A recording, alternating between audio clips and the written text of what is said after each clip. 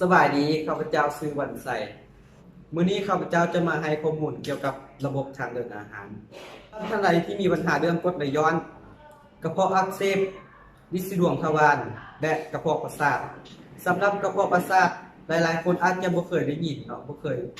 รู้ว่ามันเป็นแบบใดแต่คนที่เป็นรู้ว่าทรมานส่ำใด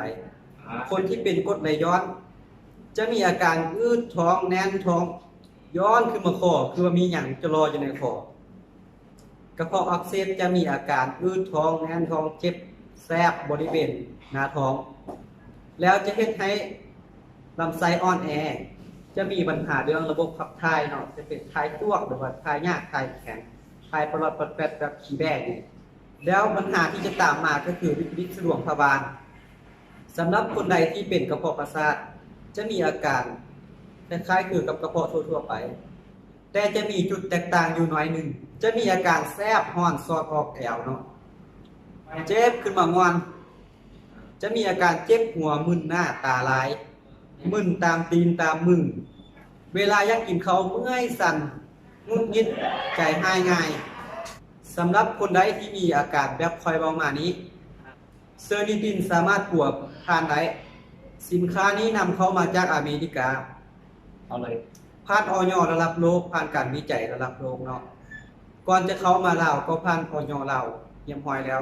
คนที่นำเข้ามาลาวก็เป็นท่านหมอท่านด็อกเตอร์เรื่องความมาตรฐานเรื่องความปลอดภัยนี่หายห่วงได้เลยเนาะสุดที่ดูแลเรื่องกระเพาะนี่จะมี3กล่องนี้แต่ละกล่องจะดูแลระบบแตกต่างกันซึ่งตัวบีการนอกจากเฮ็ดหน้าที่ขับขาดเบื่อออกจากตับหรือว่าออกจากร่างกายดูแลเรื่องระบบขับถ่ายให้ได้เฮาถ่ายง่ายถ่ายสะดวกส่วนตัวเป็นทักจะมีหน้าที่ช่วยในการอืดท้องแน่นท้องจุกเสียบแน่นกดไหลย้อนกินหยังเข้าไปก็มีหยังจะรอ